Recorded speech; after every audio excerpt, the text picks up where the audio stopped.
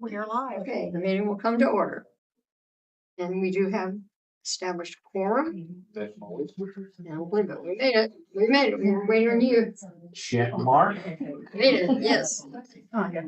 Y'all read the minutes? Yep. All right. I'll entertain a motion. I move that they be approved. All right. Second.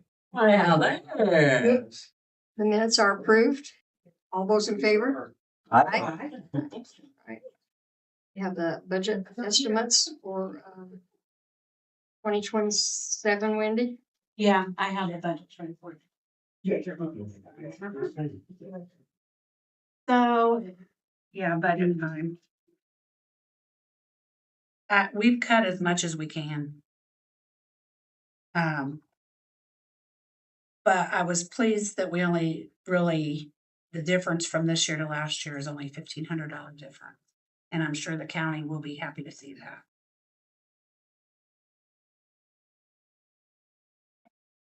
So the 1159 on your left corner, that is the health department. So those are tax dollars. That's where myself, Dr. Wee, Deanna, Dana, and Lori's gets a portion of her salary out of that too.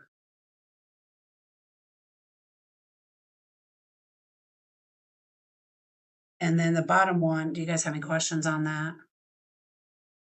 I determined that even the part-time people should get the same amount of raise just because these girls work just as hard as we do being full-time. So I did $1,000 raise across the board for everyone. Now the county could come back and cut that. Sometimes they do. They do. Yeah. But that's what I'll say when we go before the county council anyway. So, and this is just estimates. Things could change between now and September because that's when we do our budget. But I have to have it in by June. I think it's very conservative. I think they'll be happy. I hope so. We tried to cut as much as we could without cutting out programs. And we need the people to do the programs. So, and then the 1161, which is on the back of it, that is our Health First money. So that pays some salary, and I had Leanne on the bottom pipe up. So you could see like the Health First money, we're getting 101,000. That's what we got for this last year. That's what we're getting for next year. So they didn't increase any of it. We have to use some of our cash to cover the salaries and insurance. So what we got, 89, well over 88,000 that we have to use. Okay. But they're pushing for us to use those funds anyways. Are there any questions or discussion? Okay. When the money comes out of two different pockets, so to speak, or buckets or whatever. And this may be a silly question, but do they get two paychecks then? No, like Because it's Lori is paid out of 3 different ones. yeah. So she gets one And paycheck. you're the one that And keeps it's track. broke down for Okay. me, so I know what she's getting paid out of each okay. Okay. budget. Yeah, they break it down for me. Okay. You do need to make a motion to. Yeah. I entertain I So will moved. entertain a motion. Okay, all those in favor? Aye. Second and approved. Okay. All right. Staff activities, who's first? You want me to go on since I'm standing up here? Yes, Dana, ma'am. Dana's gonna go last because she'll go right into her photo.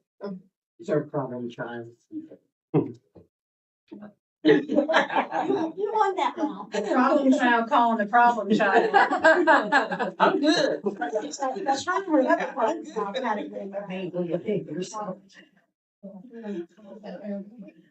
don't know where my paper is, but, so of course I've done the budgets, keeping up with the payroll. Just so you know that everything that you see in front of you with the budgets is balanced back to what we have. So we're not gonna get like, you guys know exactly what we have going forward. We did the food pantry or the food distribution last month. food was pretty scarce with that. We had to really kind of stretch it. But we've noticed throughout the county, it's that way too, as well as Perrysville had theirs yesterday and they only had, One pallet is all they brought them and 27 people. and we had 2 pallets. So hopefully we're going to see hopefully increase in that. All the grants are up to date. Lori's grant, which is part of her salary, they haven't given us a total amount for that yet. That's not until June. So we're waiting on that to see if they cut that. If they do cut that, then there is funds that I can use to bring her salary back up to what it should be for next budget. Eventually that money will be gone. But like Dr. Wheat said, we're going to work through it a couple years to make sure that we can keep our staff through that time. I mean, everybody's doing what we can. I mean, we're getting ready to do a resource fair, so funds are tight, but it's going well.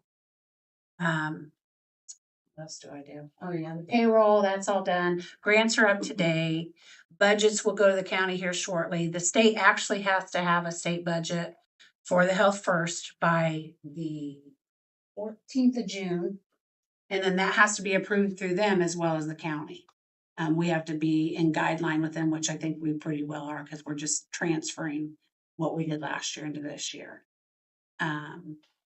So do you have any questions for me or anything? No? Okay. All right. We are working on a resource fair. We had one last year during the fair. It's the Monday night. And the reason we chose Monday night is because the parade is that night, to meet the constituents. A lot of the kids come up to see what they got on their projects that were checked in on Friday, Saturday, maybe even Sunday. So we had a great turnout last year, and I think everyone that was there is coming back. So we have a committee, myself, Leanne, Kale, Shelley from Thrive, and Tracy Brandon from Mental Health America. And we usually all work on that together. And it really is a great thing. And we had a lot of people come through last year. So we're hoping to every year that you have more numbers. So people will be aware, and it's in the fair program. So people will be aware of that. So a couple weeks ago, probably 3 weeks ago now, the chateau up here had no electricity for 24 hours. Duke Energy decided that they hadn't paid their bill, so they shut the power off. It's 48 hours. Or 48 hours, I'm sorry, 48 hours.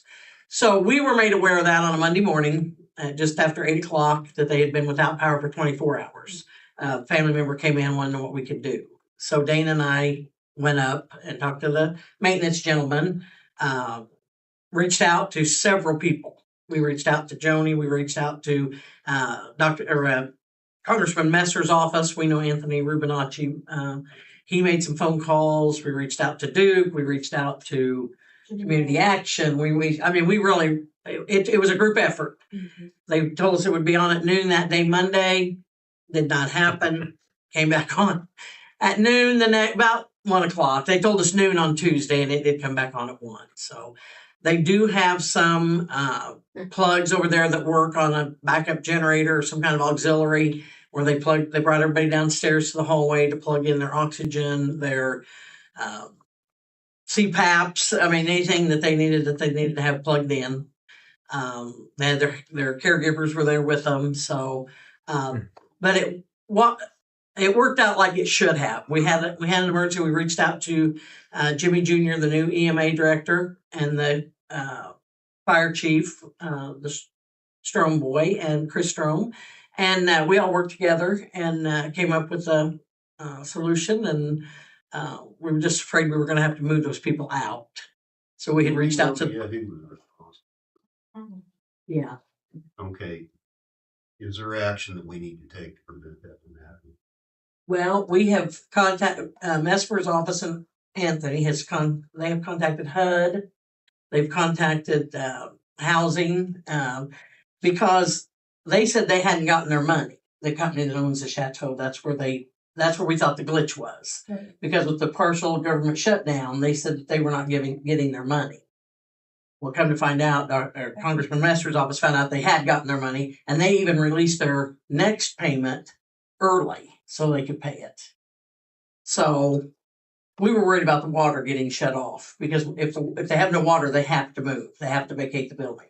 So we worked with the mayor, Clinton City Mayor, and just said, hey, if that is if they're in the rears, please let us get one thing done before we have something else. And they were not in the rears for their water bill.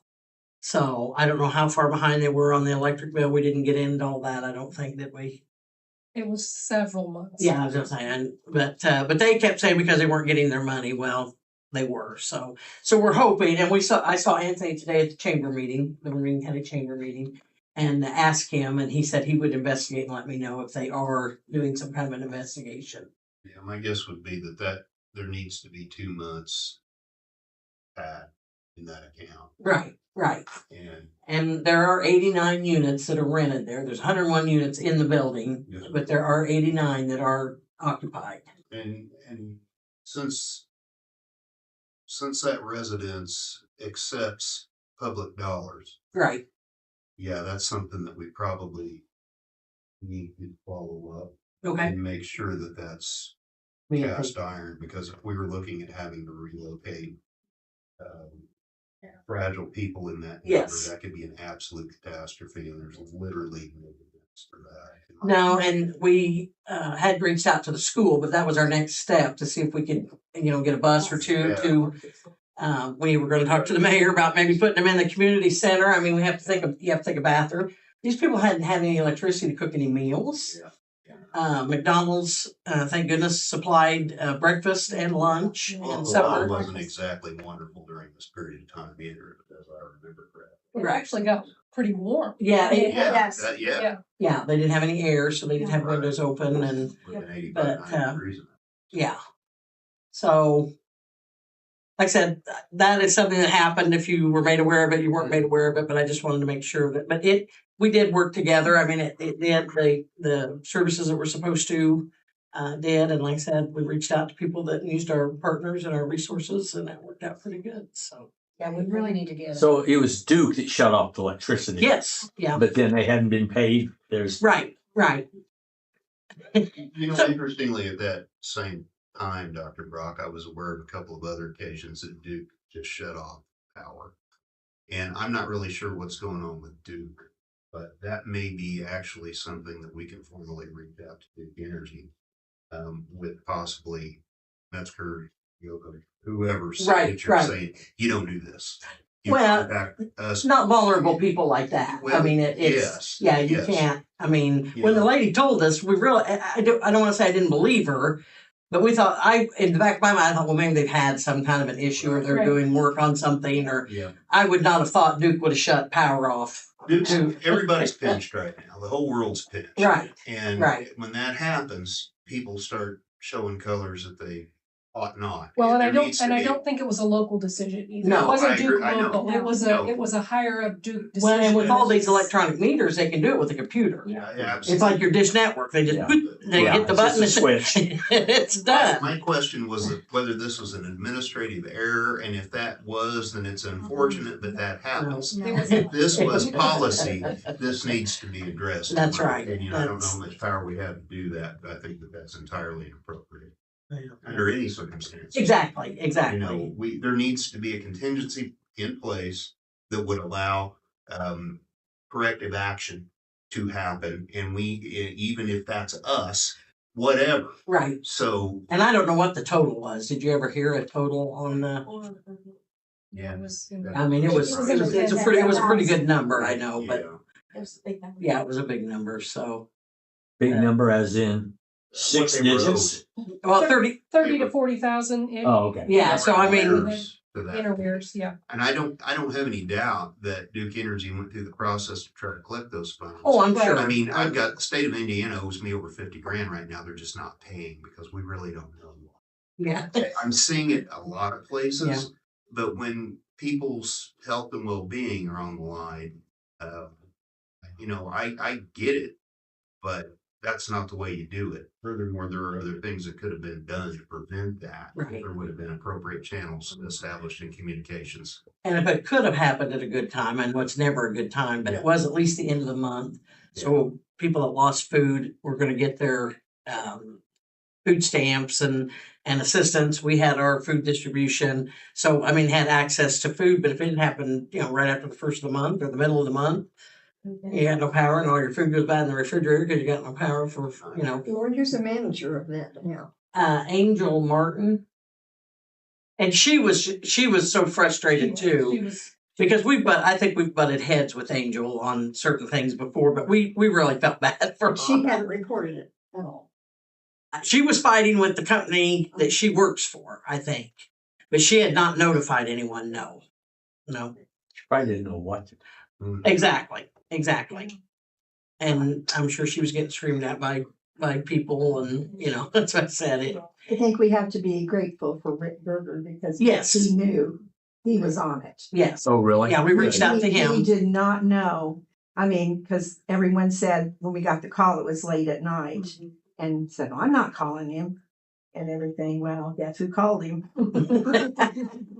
Yeah, I said, I know him, but I don't know when I have to call him at 9:20 at night. So so Joni said, I'll call him. So, Better than 3 a.m. yeah.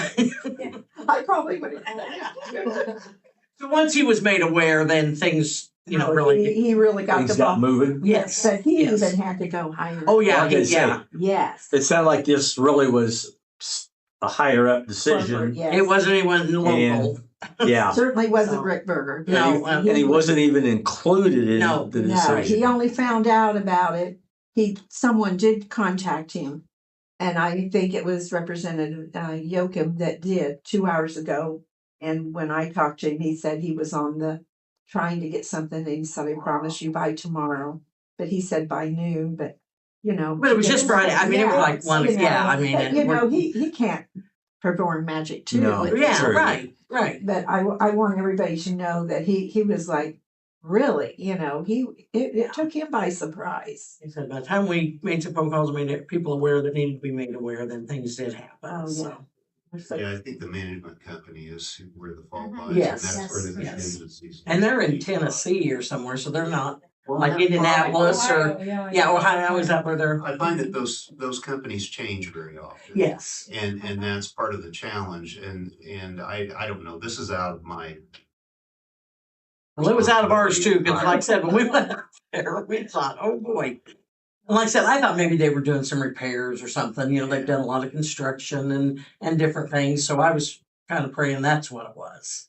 That ain't what it worked out. So, Well, hats off to you guys who well, kind of put your heads together and we did. And got things that moving. shows you how important our partners are. We partner with Thrive. We partner with Mental Health America, Catholic Charity. I mean, we do, and we can reach out to those people and they do reciprocate to us, or they reach out to us and we try to help them Okay. too. So we can't do it all by ourselves. So we do it with our partners and it really and works they out were good. giving us names of other people to Yes. contact or having other people call us to try to help things out. So yeah. Yeah. Well, I don't So we think had a that big they network could going. Find so. the manager, who the manager was overall. Now Mrs. Martin, she was just there. I think she was local. just stuck. I don't think she Yeah. thought maybe that That it would it was never be corporate. shut. Yes. The yes. corporate that she was frustrated with or getting a hold of somebody. Because they just went to an answering machine. Yeah. I Yeah. couldn't, and I called several times and then no one would call me. So that was our big thing. Though, I've had them last time. redialed. Yeah. Doctor, And we're still doing CPR. I have a CPR coming up on the 21st and we're full. Oh, good. Yeah, so Brian's going to do that for us on the 21st. That's exciting. Yeah, so it's been exciting, just to get back in. I had knee replacement the 27th of February, so I've only been back just a few weeks, so it's getting back in the swing. So I'm done. All right, who's next? I'll say. Well, I'm the nurse now. I'm Deanna. You know me. You know. Welcome, Deanna. We all know me. But I am learning. Doing a lot of TB tests. Getting ready to go in June to some more in-depth stuff that I need to know about vaccinations and lead reporting and all those things like that, and investigating. And I'm learning a lot. I like it. And I like the girls because they help me out whenever I'm at a loss. So that helps. And I can always call Deb. She's always, she checks on me and stuff. So I'm good. What got your background? You don't mind. No, I mean, you haven't met everybody. Tell the guys your background and what, Well, I've been a nurse for 29 years now. I see you nurse. Yeah, I worked through COVID, at Barnes in St. Louis. I've been 2 rounds there for a couple of years as a travel nurse, and then Indianapolis at University Hospital. And I was Dr. Elias's office manager / nurse for 5 years. I learned a heck of a lot from him. Yeah. As long as you remember it's his office, you're good. You'll learn a lot of stuff. But worked step down units and ICU, like you said, ICU and med surge and all kinds of different. I learned a lot. The prison system and all that. And all that stuff too. So a lot Glad of to have you, Dan. Yeah. Okay. The training she's going to is the public health nurse training. 2-day training. yeah. The state puts on that, so she's gonna go do that. Next victim. You're up, Joyce. I'm up. You're up. Okay, and we're glad you're here. Okay. Vital records, it's been kind of slow. Well, 2 or 3 come in, maybe we've had days no one came in, so. But since the last board meeting, we've issued 69 birth certificates, 115 death certificates. That included 7 veterans, and that always touches me when we lose a veteran. And then the non-certified birth or death certificates, we had 15 of those. And that's a lot of genealogy. They're not on legal paper. They're not sealed with a stamp on it.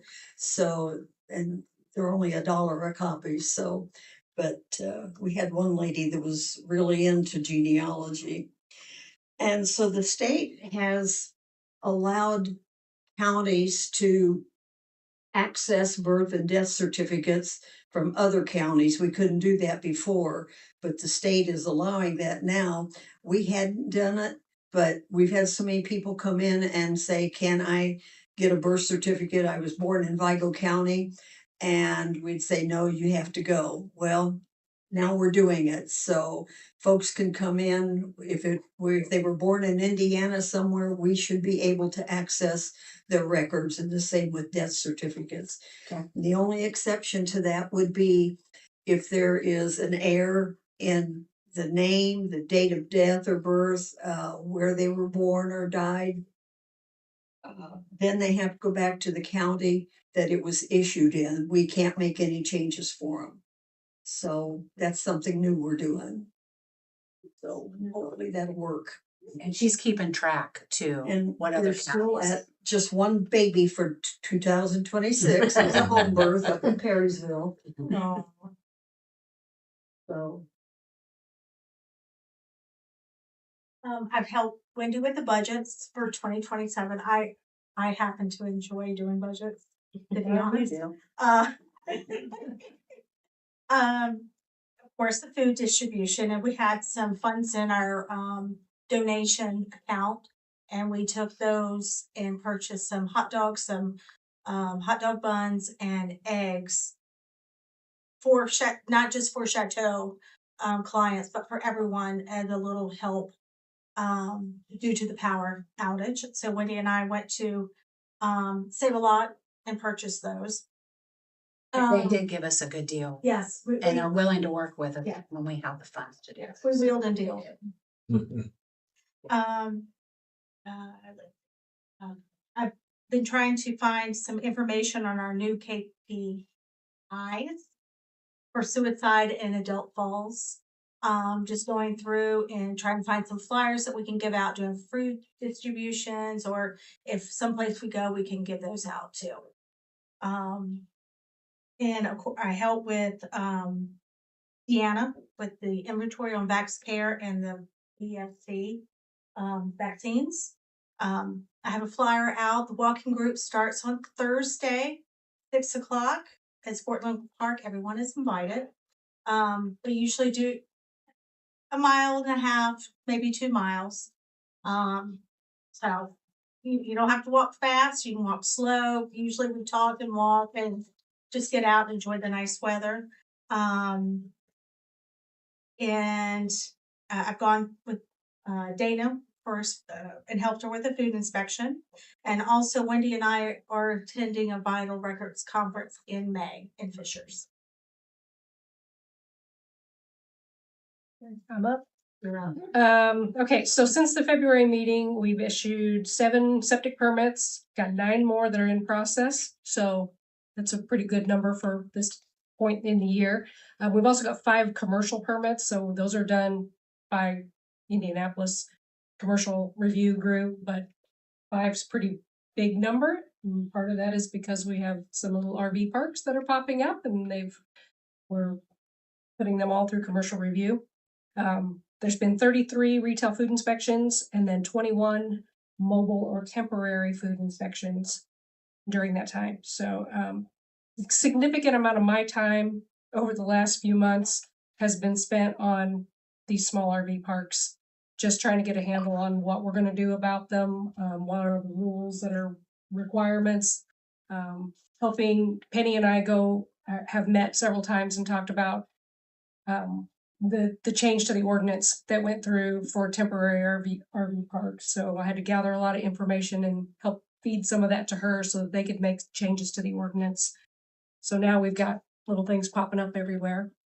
How big are these temporary RV parks? The county ordinance allows up to 9 on a Oh. piece of contiguous property. And the reason for that is because once you hit 10, the campground rule comes into play. Okay.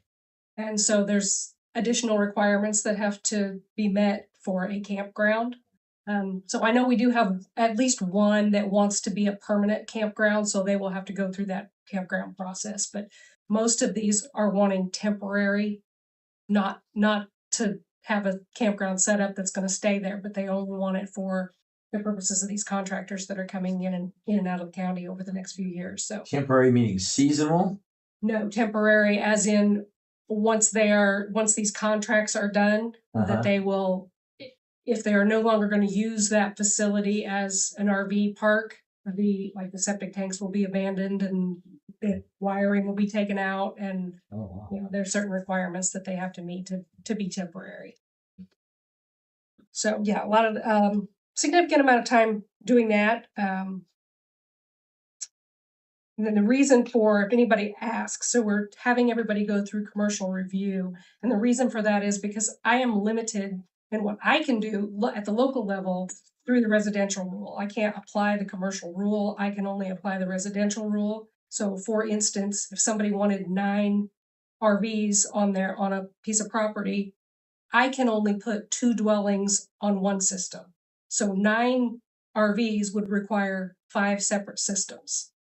If they go through the commercial process and commercial review, they can probably put all 9 of those on one system of a similar size, that what I can only do 2. It's just the way the rule is and what I can apply. So we're just telling everybody that wants to do this, you got to go through commercial review. It's a longer process, but it's much more efficient that way. We don't end up with a whole bunch of stuff in the ground that doesn't need to be there. Let's see. So that you are aware, there are currently in revision the commercial rule, the commercial septic rule, the residential septic rule are both in revision right now. We have had a first, what they call that, public notice for the residential rule has come out. So it's under public comment right now. There's also a new homestead vendor and small farm rule that goes into effect July 1st. So it will affect food vendors that are on small farms, or what we call them homestead vendors. We don't have a lot of guidance on exactly what that's going to be yet, and it's coming July 1st. So I'm kind of waiting on. Because they used to say cottage vendors or something, wasn't it? It was home-based vendors, and as of right now, we still think there is still going to be a category for home-based vendors, but there's also this new category of homestead vendors. It's very confusing. Yes. But we don't have any guidance. And then January 1st is the House bill that passed for mobile food establishments. So There's also still some question on exactly what the interpretations of mobile versus temporary are. That's kind of in discussion right now, so we are gonna wait to hear about that. And then my other big thing that's on the agenda that I think everybody got copies of this information about changing our fees for food permits and gathered some information for you from several different counties in the area so that you could do a comparison on how we are related to them. And then have a proposal on there for my suggestions on fees.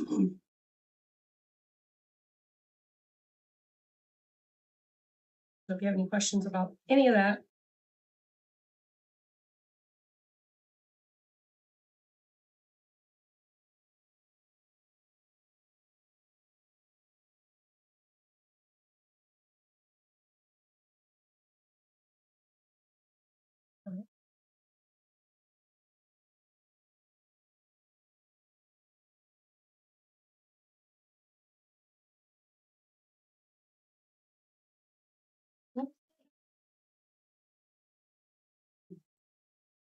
You want to work on this? Took me 3 times to read it. Yeah, she did. Absorb it. Are there any questions or any discussions regarding this?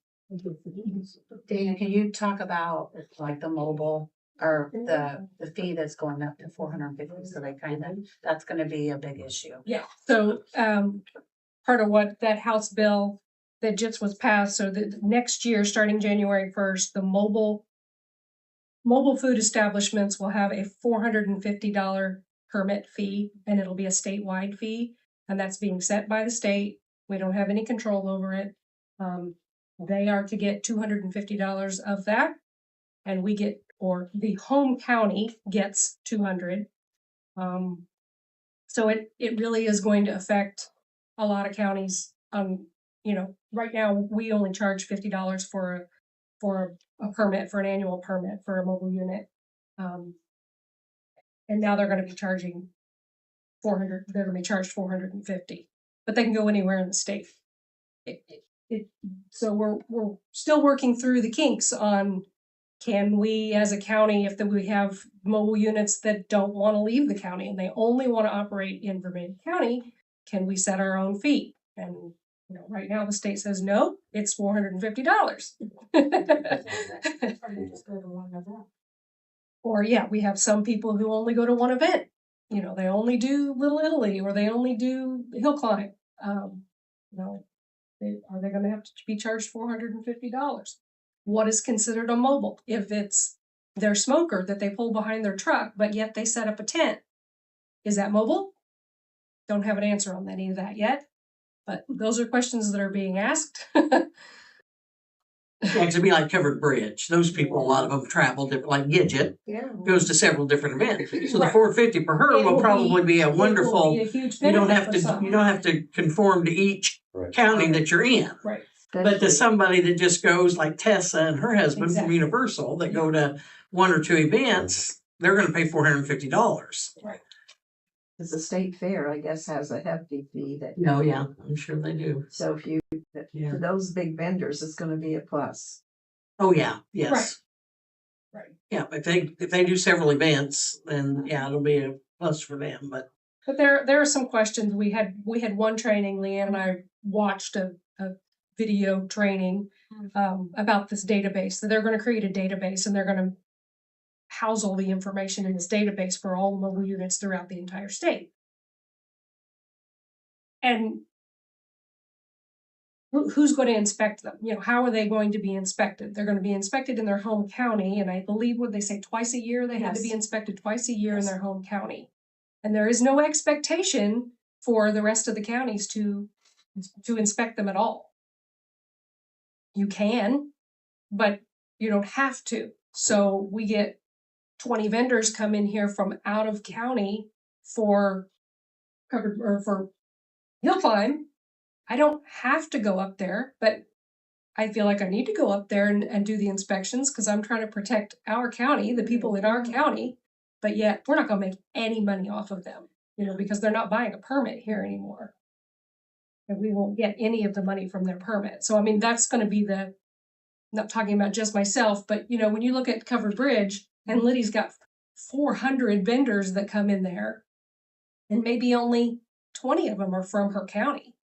And she's she's looking at losing between $10,000 and $12,000 from the inspections that they do and the permits that So they it's a have big to. deal. Yeah, so for her, it's a huge deal.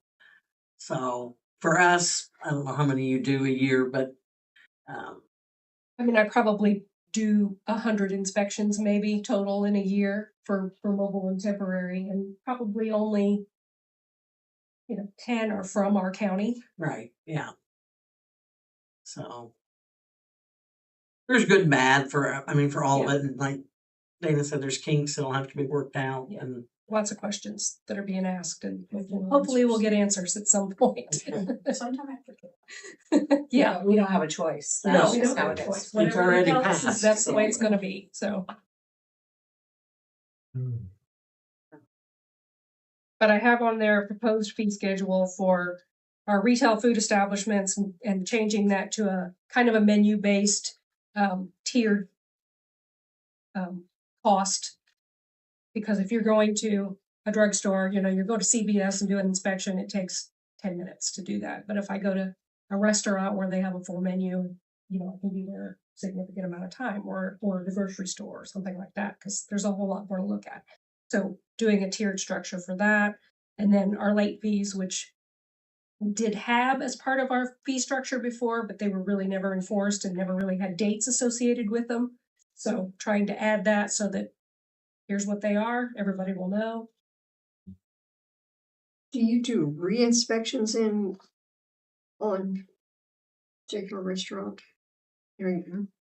Yes, absolutely. So you're counting that counts as 2 inspections in, right? Does it? Yes, when I'm providing numbers for where I'm doing inspections, yes, it's just how many times I go out. Yeah. Well, you should, yeah. And I do that based on what their risk is. So places that are a higher risk, they get inspected more often. Good.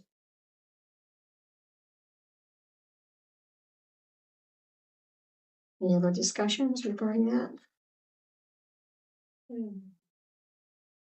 Anyone else? All right, new business? One thing I gave you guys was the state did this for us. It's a 1-pager. It's gonna go to our legislators. It gives numbers of what the county's done, what we've done personally in the year. On the first page, like we've had 101 people, which that's a lot. That's a Doing lot. CPR that are certified. 99 families were for lead. 347 were giving immunizations. 121 we're doing nutrition and the physical activities and education, because the education's our big, that's how we get to the people. And then 51 infectious diseases, and that's where Deb would have done investigations on them. Certain ones have to be investigated. Sometimes like a latent TB, she does it, and then she'll have to keep up on that. We had a couple patients that were involved in that. So I thought that was really nice that they did this. They've done it for every county, and they'll do it this year as well. So people can see what the health departments are doing. We're not just staying in the building, we're out and getting ready to go out even more. And then also what I should have told you guys when I did my activities is I wanted to give you an update with Trust Indiana. So we started in February of 19. So far in interest only, we've done $29,824. I think that's pretty good. This year, so far, we've done $2,280.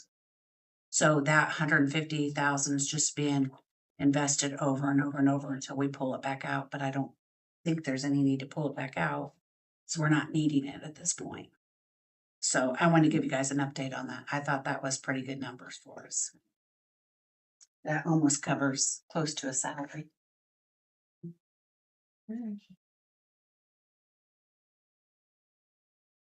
That's all I had, Judy. Anybody have any new business? I just want to ask you one question. Do we have anybody that's certified to do, or we have a lead for it, mosquito spraying? That has to be, have you heard anything about it? We were approached for a company that did it last year, but the funding's not there this year, Okay, so we can't do it. We don't have anybody certified yet to do it. Not here, Yeah. no. So I mean, that, might be something next year we can look at, but as for right now, we don't have the funding. And that's one program that was cut.